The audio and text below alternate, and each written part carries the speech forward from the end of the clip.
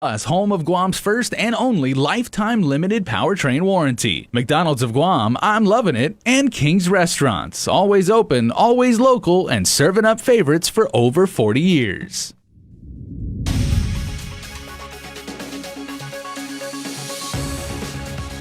Ahead on prime time, with the federal unemployment compensation program having run out, Guam Department of Labor is standing by to see if Congress eyes a second round of funds. Plus, a young man is dead after a fatal crash in Jigo Sunday night. And community testing scheduled for this week has been postponed due to rainy weather. Day and good evening. I'm Adriana Cotero. We begin with the latest numbers from the Joint Information Center. A total of 9 test positive out of 683 samples tested. 5 COVID-19 cases tested positive at the Department of Public Health and Social Services. 3 cases tested positive at GMH, and 1 confirmed case was tested in Arizona and was notified of the test results upon arrival in Guam. Out of the confirmed cases, 7 reported recent travel to the continental United States, with 6 cases identified in a government quarantine facility. To date, there have been a total of 346 confirmed cases of COVID-19, with 5 deaths, 291 released from isolation, and 50 active cases. Of those cases, 297 are classified as civilians, and 49 are military service members. Due to inclement weather, the community drive-through and walk-in testing scheduled for tomorrow at the Telefofo Gym and on Thursday, July 30th at the Umatic Mayor's office has been postponed. However, testing will go on as scheduled Tuesday, August 4th at the Oradot Chalampago Mayor's office in front of Agatha Johnson Middle School from 9 a.m. to noon. It's free, open to everyone. You do not need to have any symptoms, and all you need to do is bring an ID with you. The 2 will be rescheduled at a later time. The $600 weekly federal pandemic unemployment compensation program has run out, but U.S. Senate leaders are expected to announce a plan Monday in Washington to continue the FPUC, but with reduced payments. Guam Labor Director David De La Sola was one of the first guests today on KUAM's newly revamped multimedia show, The Link, with Sabrina and Chris. As with everybody in the nation, we're kind of standing by to see what Congress is going to do as far as a second round, if anything, with the stimulus package. He says more than $212 million in unemployment assistance has been paid out so far. Guam is eligible for $924 million, but De La Sola says it's unlikely we'll be able to exhaust it before the December deadline. So they'll just keep drawing down from that amount until we use it up, which I don't think we will unless, like I said, Congress really gets ups the ante as far as the relief amounts. The good news is that as of July 8th, 35,000 claims have been processed. The bad news is that 35,000 claims have been processed, meaning 35,000 Guamanians are unemployed or underemployed. What's more, the job prospects remain so weak that the governor has extended the suspension of the job search requirement for the foreseeable future. Or unless we look at the environment and the jobs and businesses are opening up more, then we will announce and advise her to go ahead and reinstitute the job search. The 7th batch of unemployment payments is scheduled to go out on Tuesday. For Guam's News Network, I'm Nestor Lecanto. The pandemic unemployment assistance will continue through the end of the year. Congress and the White House have also been discussing a second round of stimulus payments. And the Federal Bureau of Investigation is working with the Guam Department of Labor to investigate people trying to game the system. According to GDOL Director David De La Sola, almost 50% of the unemployment claims being filed daily are from people trying to defraud the system. FBI Special Agent David Anderson says when it comes to federal unemployment assistance, there's all kinds of fraud going on. Just people that are filing claims that really have no legitimate claim to file, but they're filing and getting the money anyway. And then you have a little bit larger scale where you have individuals or companies who are falsifying employment records, bringing in groups of people and helping them enroll. And usually they're taking a cut, they're getting an upfront fee, or they're taking a percentage of the benefits to do that. And then at the very top of the scale, you have like your transnational crime, your international crime units, fraud rings that are just doing this on a epic scale. Anderson said Identity theft is a common way large-scale criminal organizations defraud the PUA program. If you suspect anyone of committing PUA fraud, or if you suspect you may be a victim of it yourself, call the FBI at 472-7465. And in the face of an economic downturn, Governor Leon Guerrero is urging the president to make good on his promise and reimburse GovGuam for the nearly $750 million in earned income tax credit it has paid out to moderate to low-income residents. KUAM has long argued that EITC is an unfunded federal mandate that the local government is made to pay but is not reimbursed for. It started at about $6 million a year, but has now ballooned to almost $60 million, says the governor. But a section in the second stimulus bill recently passed by the House, known as the HEROES Act, says Leon Guerrero, proposes a 75% reimbursement of the cost of EITC to U.S. possessions that mirror the federal tax code, such as Guam. In her letter, the governor says the president promised her in a conversation at the White House last year that he would consider full reimbursement. She wrote, quote, "I am humbly requesting for your swift action and support for this in the next stimulus package." Leon Guerrero also wrote letters urging support to Democratic Senators Elizabeth Warren and Bernie Sanders, Republican Lisa Murkowski, and Guam Delegate Michael San Nicolas. Adelup points out that Guam has been paying EITC out of local funding for the last 20 years. For Guam's News Network, I'm Nestor Lecanto. The rainy season has arrived. The National Weather Service predicts thunderstorms and heavy showers this week. Speaking on today's The Link, meteorologist Brandon Aidlet says be careful of flooding during the sporadic downpours. Meanwhile, even though Hawaii is feeling the passing effects of Hurricane Douglas, the storm season on Guam has yet to take shape. It looks like we're going to be setting a record for the latest start for the third tropical cyclone of a year. So 2020, we've had a very slow start. 1975 was the year with the latest formation of a third storm. For 2020, we had two storms form early this year in the far West Pacific. But right now, there's no sign of a number 3 storm. As he mentioned, 1975 was the last time a third storm showed up so late. But in May 1976, Super Typhoon Pamela made a direct hit, devastating the island. A 26-year-old man is dead after the car he was driving ran off the road and hit a concrete utility pole on Mount Santa Rosa Drive near Hello Market in Chico around 9 o'clock last night. Police say preliminary reports suggest that the driver of a Nissan Murano was traveling northbound when he lost control of his vehicle. GFD had to use the jaws of life to get the man out of the car. The operator, who has not yet been identified, was transported to the Guam Regional Medical City, where he was pronounced deceased by attending physicians. Traffic investigators have yet to determine if speed, alcohol, or drugs were factors in the crash. And several units from Guam Fire Department responded to a structure fire this morning on Chout Street in Sinahanya. According to GFD spokesperson Kevin Riley, the call came in at around 8:58 a.m. Riley says the semi-concrete abandoned structure was fully involved upon arrival of units. Firefighters were able to contain the fire and there were no injuries reported. Sinahanya Mayor Robert Hoffman says the owner of the house is currently off island for medical treatment and no one is staying at the residence. The cause of the fire is currently under investigation. Stick around for more news here on Primetime. You're watching KUAM. Get up-to-the-minute news, plus access to alerts, streaming radio, promotions, and more on your mobile device by downloading the KUAM News mobile app, available at the App Store now.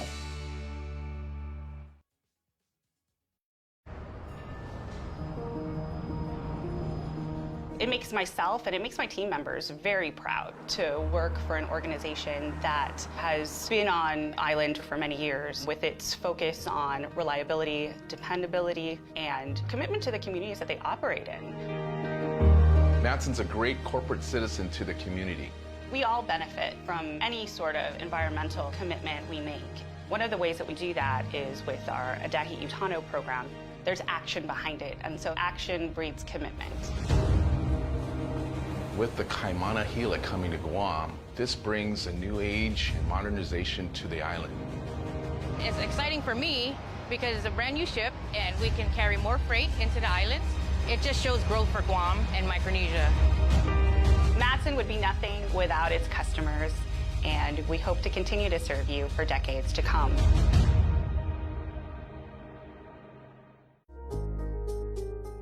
Social distancing may be the new norm, but connection will always be our tradition. Through good times and tough times, we remain connected with you.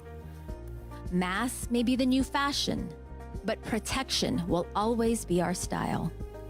You can always count on us to protect the things that matter the most. Sanitizing may be the new routine, but caring will always be our practice. We care about your loved ones and the things you value the most. And as we welcome our new normal, one thing remains certain: we will always be here for you. We're open and ready to serve you. Calvo's Insurance, a legacy of trust.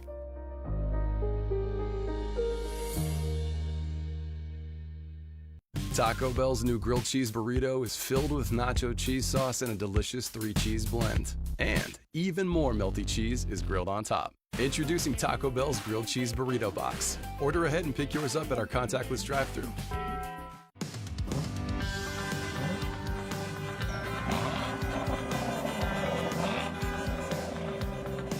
What I'm offering the people of Guam in this election is the kind of service that is predicated upon integrity and honesty and trust.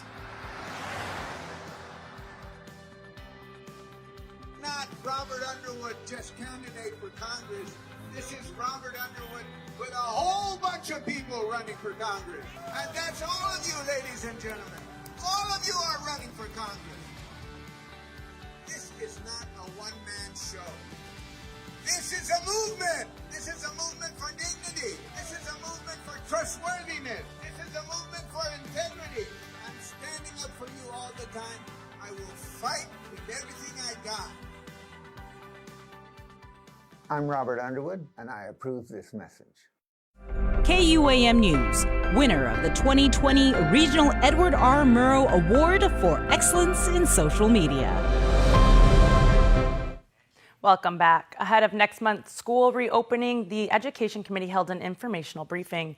Today on the CARES Act funding and grants for GDOE, officials explained the priorities and restrictions on spending the money and also briefed senators on preparations for the upcoming classes. Separately, Senator Mary Torres also asked how education officials are making sure teachers are adequately prepared for virtual instructions. Superintendent John Fernandez. What we're doing right now is we're having to accelerate and some of the training that's needed to adjust to this new environment. So that started last week, and I guess it's going to be ongoing. Even if we're during the summer, we're still getting a lot of good feedback from our teachers, our teacher leaders, our administrators. And then when we get back to the school year, the proposal on the table for tomorrow before the board will be to possibly push the school year, the first day of classes back several days, so that we can allow for that first week of the school year to again be training not just on the technology, but also of course on safety and other issues. Mid-August is when they are looking at to reopen Guam's public schools. In keeping with the reopening of public schools, the Guam Education Board is meeting tomorrow at 6 p.m. GEB members are expected to announce an official start date. Just last week, the Guam Department of Education held multiple regional parent information sessions virtually via Zoom. Monday, August 17th is the recommended school start date, with the first week to be a professional development training period for faculty and staff, and the following week to welcome students back onto campus. Administrators presented the guidelines for each public school, explains Guam Department of Education Deputy Superintendent Joe Sanchez. What the main presenters did is they presented the district-wide set of guidelines that we provided to all of the different schools.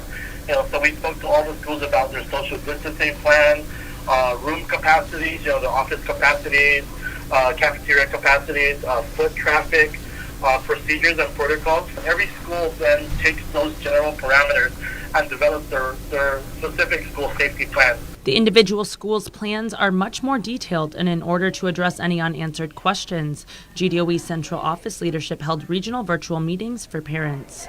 According to Sanchez, a common question was what happens if there's a vaccine, or on the other end, what happens if a second surge occurs? Will there then be a change with the 3 curriculum-based model?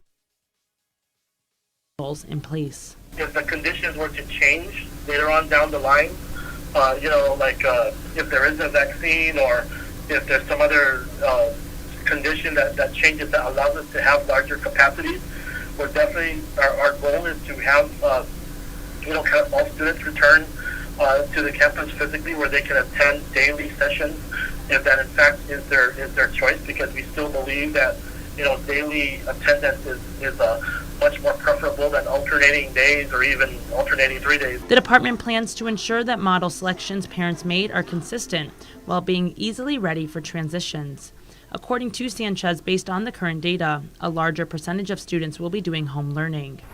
As for transportation for those that chose face-to-face instruction, GDOE anticipates a decrease in bus capacity. We think that because the overall traditional model does have a decrease in number of students, that might be able to offset the challenges with having a decreased capacity in the buses. The bus plans also include decontaminating the seats after every trip, but do not include checking temperatures prior to stepping onto the bus. However, all students' temperatures will be taken before entering the campus.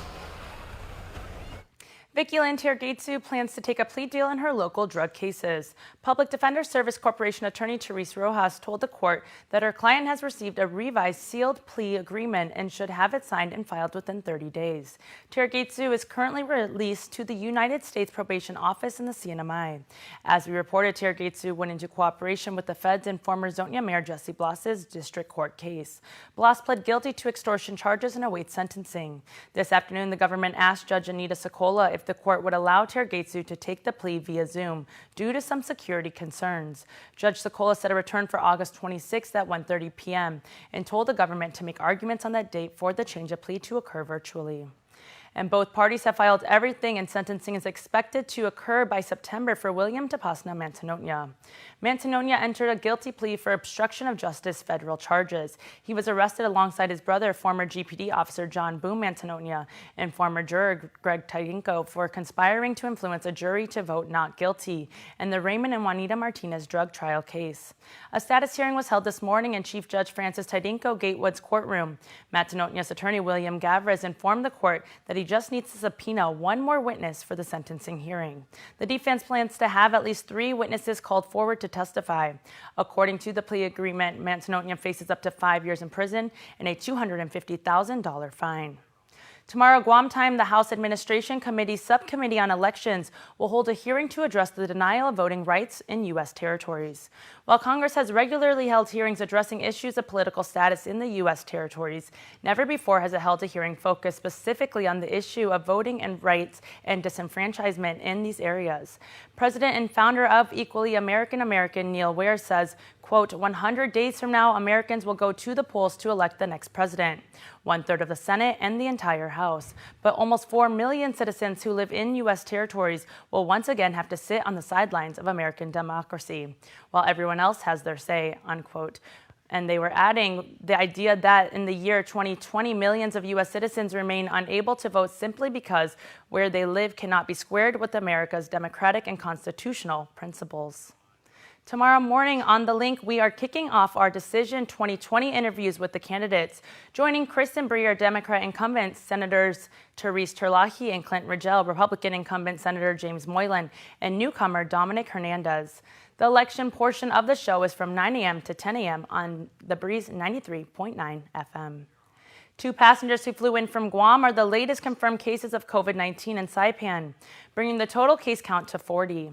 Hospital CEO Esther Muña tells KUAM that the 39th case is a traveler from Saturday's flight and the 40th case is a contact of a confirmed case on a separate flight. As we reported, the CNMI has gone over a month without confirmed cases due to community spread. Over 11,000 residents, or 23% of the population, have been tested. And the Department of Public Health and Social Services is continuing to crack down on establishments in violation of rules and regulations. Last Wednesday, Apple Lounge in Harmon was forced to shut down because there was no certified manager on site. Also issued a notice of closure was Half a Day Las Vegas in Anigua on July 25th, which didn't have a certified manager as well. Noted in the public health report for both places was that they did not have any written policy and procedures for COVID-19 prevention. And since June 27th, there have been several establishments closed as a result of Public Health's Division of Environmental Health moving forward with inspections. And if you've been swimming in our waters and come across something that looks like a sea snake, don't be alarmed. According to Department of Agriculture's Division of Aquatic and Wildlife Resources Program Coordinator Veronica Salas, Guam does have a banded snake eel, which looks similar to a snake. The banded snake eel is neither venomous nor dangerous, and it is not a cause for concern. If you have any questions about this or any other marine organisms, you can call 735-0289. And coming up, we continue to celebrate the graduates of 2020. You're watching KUAM.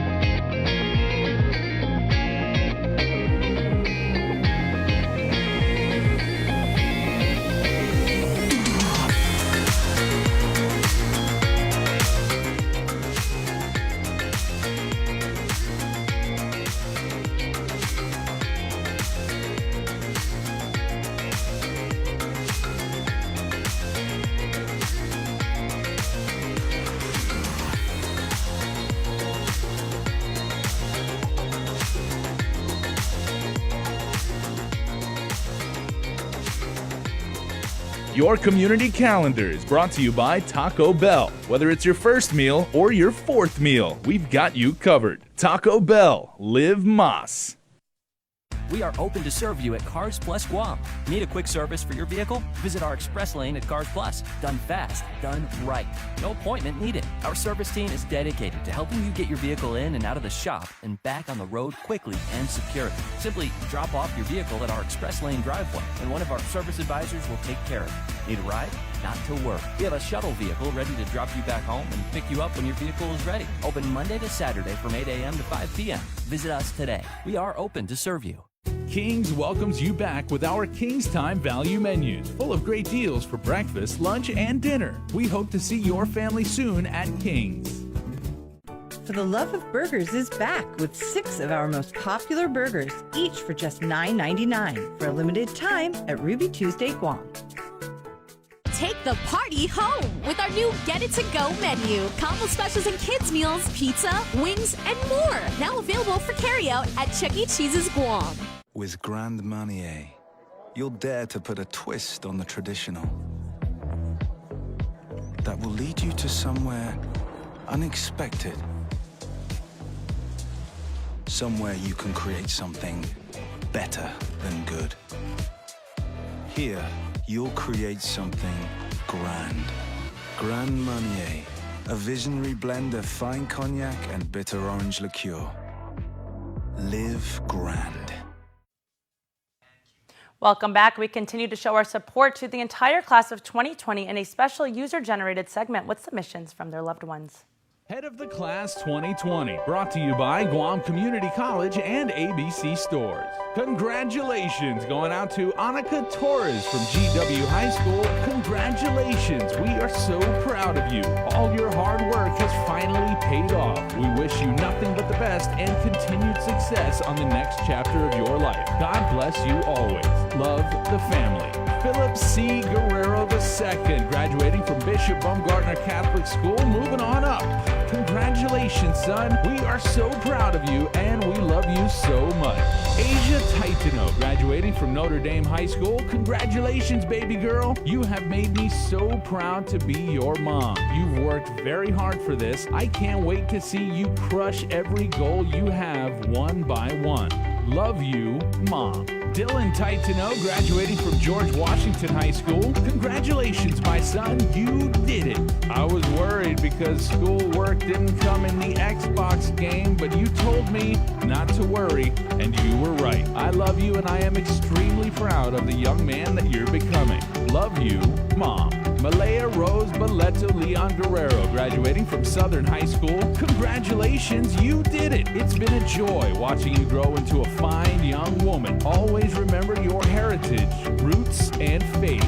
Live your life to the fullest and your own terms. The familia is so proud of you. We love you to the moon and back. And Cheyenne Lene Martinez. Congratulations, Shy. We are extremely proud of you. This is not the end. It's a new chapter in your life that we can't wait to see. And we can't wait to see what all of our graduates this year have in store. Congratulations. That's your Head of the Class 2020. Brought to you by Guam Community College and ABC Stores.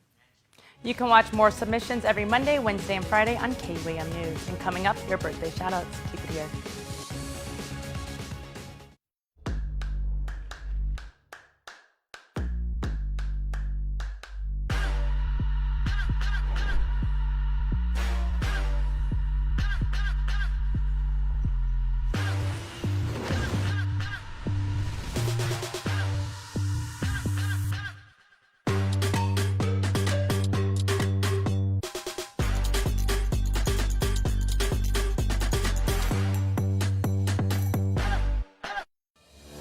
Chill out and cool off. McDonald's is bringing back an ice-cold treat that we love. Slushies, available in 3 flavors. Fruit punch, cool blue raspberry, very popular, and the new pink lemonade. Each flavor now only $1.99 each. Try them all. Slushies are available for a limited time. Served at all Guam locations drive-thru in Tamuning, Hagåtña, Harmon, Mighty, and Jigo. At McDonald's, I'm loving it.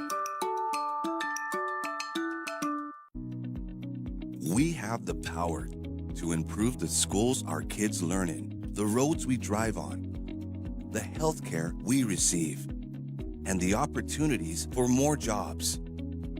By responding to the 2020 Census of Guam, we can uplift future generations by providing them with the resources they need to grow as a community. Together, we can make a difference. Respond today. And before we close out the news tonight, our latest round of birthday shoutouts from the Cold Stone Creamery Birthday Club. July 27th is a happy birthday for Taylor J. Pinalla, who celebrates birthday number 3 today. Much love and many blessings on your special day. We love you. Ooh. All right, Boo. Tashawn Leon Guerrero celebrates birthday number 9. Happy birthday, my boy, from Mommy and Nana. Gotta love when you get to love from Nana. Josephine, again, happiest of birthdays to Josephine. We love and appreciate you so much, says your entire familia. And happy birthday to a friend of ours here on the Big Show, Brian Esperon. Happy birthday to Mr. TikTok. I'm not gonna lie, Brian's TikTok game is strong. He's also really good at YouTube and Instagram, at the Esperon. May you enjoy your special day. Love your Esperon, Fajardo, and Skip families. And you know what? All of us at KUAM, Cold Stone Creamery, and all over Guam too, because everyone who had a birthday today is special, is awesome, and you are the best. Remember, you can be part of the Cold Stone Creamery Birthday Club by registering online on KUAM.com. Please make sure to include with your photo your name and birth date.